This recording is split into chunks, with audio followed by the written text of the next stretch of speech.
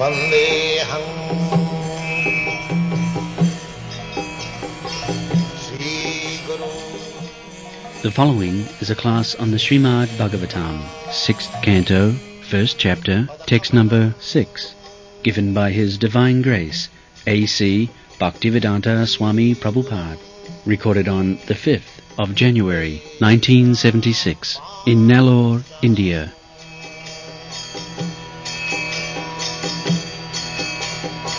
Sri Rupam Chakrajatam Sahagana Raghunathanvitam Svam Sajivam अधुनेहा महाभाग जथैव नरकान नरह नाना उग्र जासनात् नेयात् तन्मे व्याख्यातम अर्हसि. This is from Srimad Bhagavatam, 6th canto. This is our latest publication, Srimad Bhagavatam. Therefore I am taking advantage of this publication to present before you. So in the 5th canto of Srimad Bhagavatam, Sukadeva Goswami has given a vivid description of the Naraka planets, of the hellish condition of life. 5th canto, Srimad Bhagavatam, Sukadeva Goswami has given a vivid description of the Naraka planets, or the hellish planets. So, this verse I am quoting from the 1st chapter, 6th canto, that Parikshit Maharaj is asking Sukadeva Goswami how the people suffering in hellish condition of life can be delivered. This is the beginning of the 6th chapter of Srimad Bhagavatam. At the end of the 5th chapter, Srila Sukadeva Goswami has given description of the hellish planets. You have seen in the sky there are millions and millions of stars or planets, and they are divided into 3 groups. Everything is described in the Srimad Bhagavatam. So, as it is said in the Bhagavad Gita, Urdham gachanti sattvastva, meaning that those who are in the Satagun, modes of goodness, they are promoted to the higher planetary system. Madhya tishtanti rajasa, those who are under the influence of passion, they remain in the middle planetary system. And those who are in the lowest grade of tamagun, adho gachanti tamasa. So, Parikshit Maharaj, after hearing the pitiable condition of persons in the hellish planet, he became sympathetic. Therefore, he is putting this statement before Sukadeva Goswami. Adhuneha mahabhaga jathaiva narakan nara. My dear sir, you have described about the hellish condition of the suffering persons. Now, kindly give me any enlightenment how they can be delivered. This is the symptom of a Vaishnava. Vaishnava cannot tolerate the sufferings of the humanity.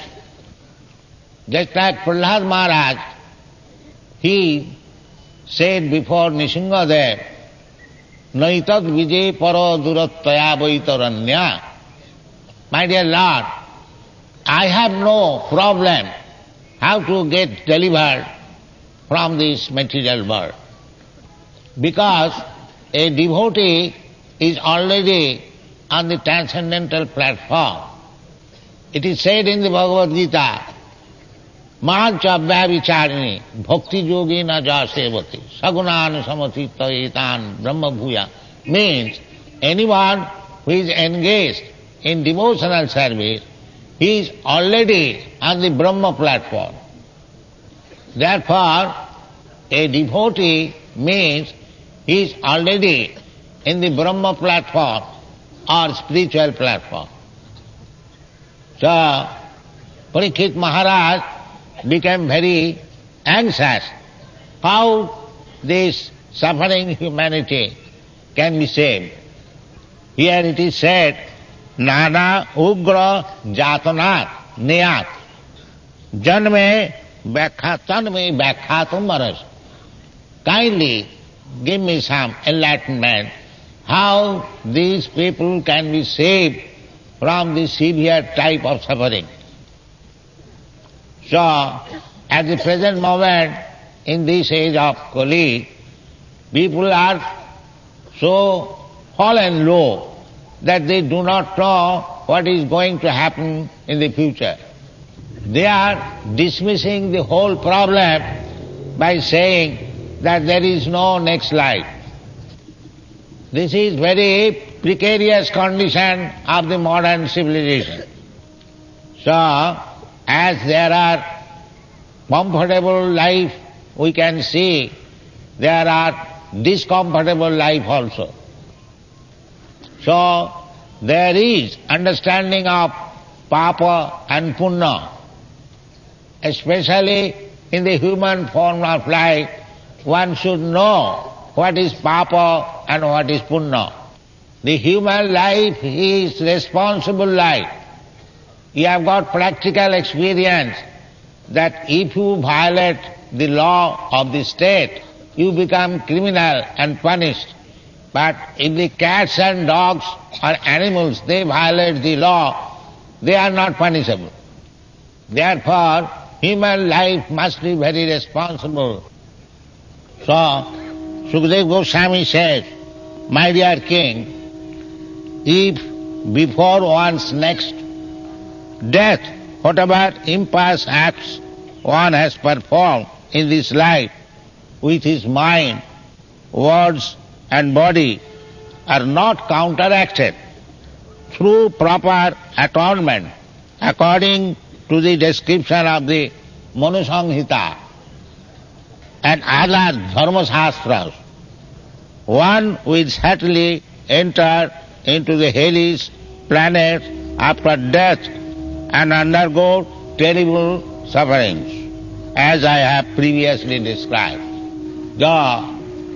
Just like in our ordinary life, if we commit some sinful activity and if we plead in the court, my dear judge, I did not know the law. So this kind of pleading will not help him. Ignorance is no excuse. Therefore, human life is distinct from animal life. If we live in human life without caring for the supreme laws, then we are destined to suffer. Therefore, in the human society, there is a system of religion and scripture. It is the duty of the human being to understand the laws of the nature, the injunction in the Shastras, and live very honestly according to the direction. In the Bhagavad Gita, Krishna says, Jasastra vidhimutsijya vartate kamakara na siddhing savamnati na sukhang na parangati.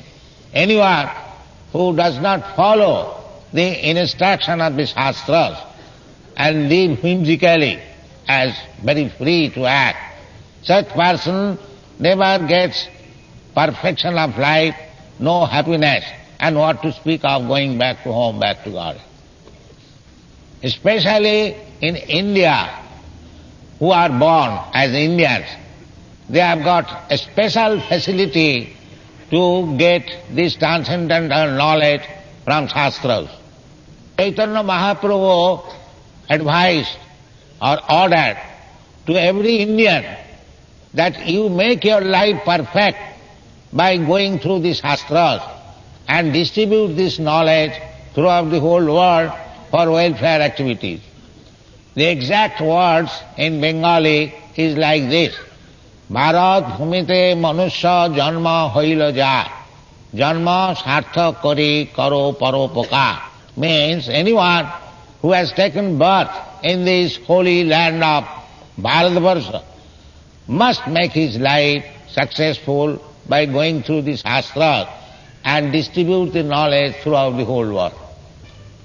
Therefore, I am appealing to my Indian brothers to take up this missionary work as ordered by Sri Chaitanya Mahaprabhu.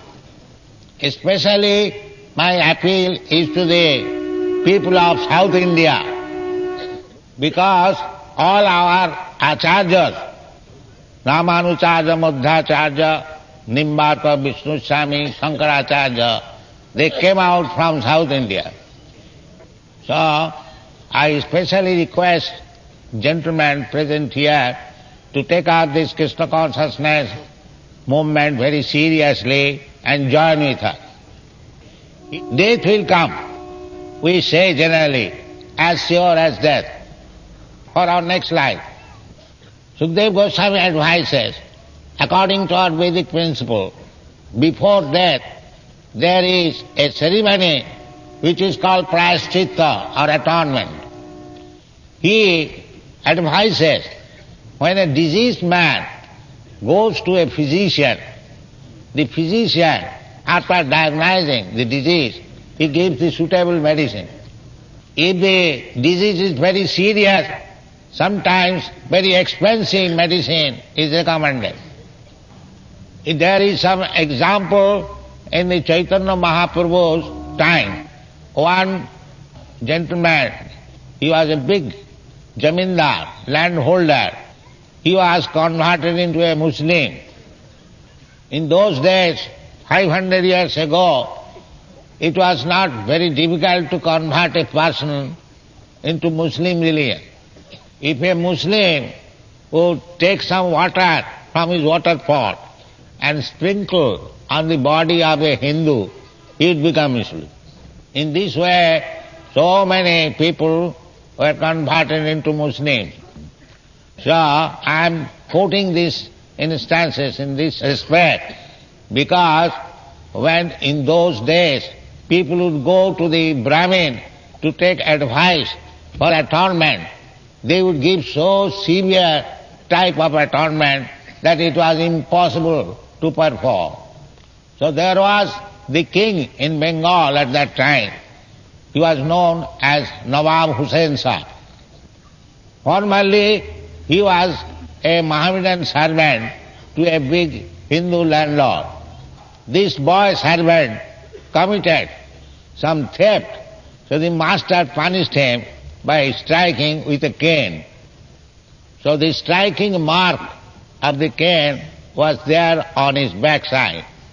So one day the Nawab's wife, Begum, saw the mark and inquired from her husband, what is this mark? So the Nawab described that in his childhood, when he was a servant of that Hindu gentleman, Buddhimanta Khan, he beat him with that cane and that mark is there. So the wife of the Nawab, Begum Sahib, she requested that you kill this man, otherwise people will blaspheme him. The Nawab, however, declined. No, this is not possible. He was my master just like my father. He chastised me. There was no fault. The wife then requested, at least make him a Mohammedan. To satisfy his wife, he agreed. Well, that is not very difficult task. One day, he called Buddhimanta Khan and sprinkled the water on his body. So Buddhimanta Khan took it that he has now become a Mohammedan. So he went to the Brahmin for consultation. So when Buddhimanta Khan went to a Bhattacharya, he said that the prayaschitta is that you melt 1 kilogram of lead and drink it. So he being helpless, he went to consult another Brahmin Bhattacharya. He said, all right, if you cannot drink molten lead, then you can drink 1 kilo of melted ghee. So in this way, when he was helpless, he went to Chaitanya Mahaprabhu. So Chaitanya Mahaprabhu knew the situation of the then society. He therefore advised him that you better give your family life, you go to Vrindavan. He advised him that go to Vrindavan, live there and chant Hare Krishna. So the difficulty is in the Shastras there are atonement for prayaschitta. Not like that you drink hot ghee or hot lead, but there are prayaschittas, so one has to execute that. So when Sukadeva Goswami recommended, my dear king, you are very anxious for this person suffering in the hell, they have to perform prayaschitta. So Sukadeva Goswami, after recommending this, could not satisfy Parikshit Maharaj. He was king, Kshatriya, he knew the nature of the citizen. Therefore he said, Dishta sutabhyang jat papam janan api atmano ahitam karoti bhuya vivasa prayaschitta mathokatam. The Maharaj Parikshit said, one may know that sinful activity is injurious for him because he actually sees that a criminal is punished by the government and rebuked by people in general, and because he hears from the scriptures and learned scholars that one is thrown into hellish condition in the next life for committing sinful acts. Nevertheless, in spite of such knowledge, one is forced to commit sins again and again, even after performing acts of atonement. Therefore, what is the value of such atonement? Parikshit Maharaj was ruler, the king. He knew everything practically, that so many citizens committing criminal acts were imprisoned and punished. Still they, after coming back from the jail, prison house, again committed. So, on the whole, Parikshit Maharaj did not like the process of prayaschitta is beneficial, ultimately beneficial to the people. We get experience by two methods, by seeing and by hearing.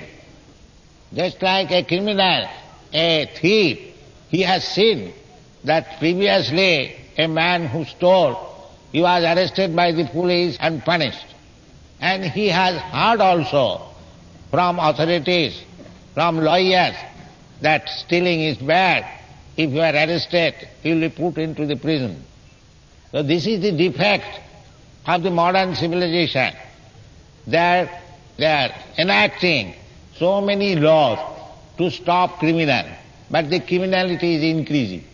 The practical example is when you go to the airport, there is security checking. So all gentlemen, whoever he may be, sometimes they excuse me, but they are checked thoroughly. So the authorities check everyone means that everyone is dishonest. What is the value of this education if everyone is criminal and dishonest? So Parikshit Maharaj is intelligent devotee. He therefore protested against this so-called atonement. Therefore he describes like this, Dishta sutabhyang tat papam janan api atmano ahitam. Everyone knows that I am stealing, it is not good for me. But even though he is put into the jail as prayaschitta, again he comes back and does the same thing. That what is the meaning of this legal punishment or prayaschitta? Therefore, Parikshit Maharaj says that kochit nivartate abhadrat, kochit charati tat punah, prayaschitta athoparthya, aparthya, manne kunjara sauchava. He gave very good example that this prayaschitta or legal punishment is like kunjara sauchava. Kunjara means elephant. and Shaucha, taking bath. The Kunjara, the elephant, dips itself into the water and takes bath very thoroughly. And as soon as it comes on the land, it takes some dust and throws over his body. Purpose is that unless one is fully convinced that sinful activities are very, very abominable for me, he cannot give it up. Therefore, one has to cleanse his heart. That is real prayaschitta. Otherwise, even being imprisoned or giving fine or suffering, one cannot cease from sinful activities. This Krishna consciousness movement is thoroughly, wholesale process of cleansing the mind. Therefore, Sri Chaitanya Mahaprabhu has given his own version, Cheta Darpana Marjanam Bhava Mahadavagni Nidvapanam Seyakairava Chandrika Vitaranam Vidyavaduchi. The purport is, it is a long verse, that by chanting Parang Vijayate Sri Krishna Sankirtanam, if we perform this Krishna Sankirtan, then immediately our core of heart, which is filled up with all dirty things, will be cleansed.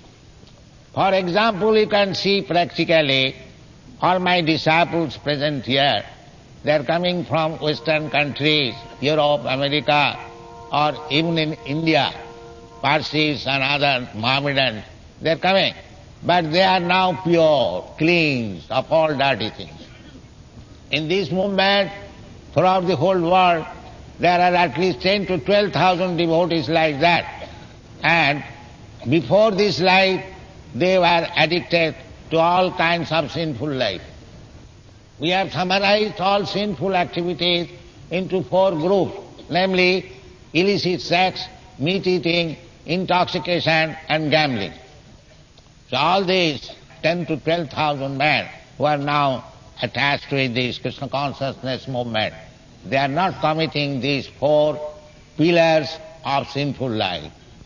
Therefore our request is that you take to this chanting method. It is very easy. Hare Krishna, Krishna Krishna, Hare Hare, Hare Ram, Ram Ram, Hare. And gradually you shall become free from all sinful reaction of life. But one thing we must be very careful, that we should not commit again sinful life. Chant Hare Krishna mantra, you become free immediately from all sinful reaction. But if you commit again sinful life, that is your responsibility. 10 kinds of offences. One offence is very grievous offence. Namnad vala jasahi papa buddhi. If one thinks that I am chanting Hare Krishna, therefore whatever sinful acts I am doing, it is becoming counteract. If you keep yourself on the platform of chanting Hare Krishna mantra and do not commit willfully and again sinful life, then you are liberated. So not only Mukti Marga, if you keep yourself always pure, do not commit any sinful activities and chant Hare Krishna mantra, then your life is successful. Don't commit the mistake of the elephant that take bath thoroughly and again come and throw dust on your body. I think I shall end.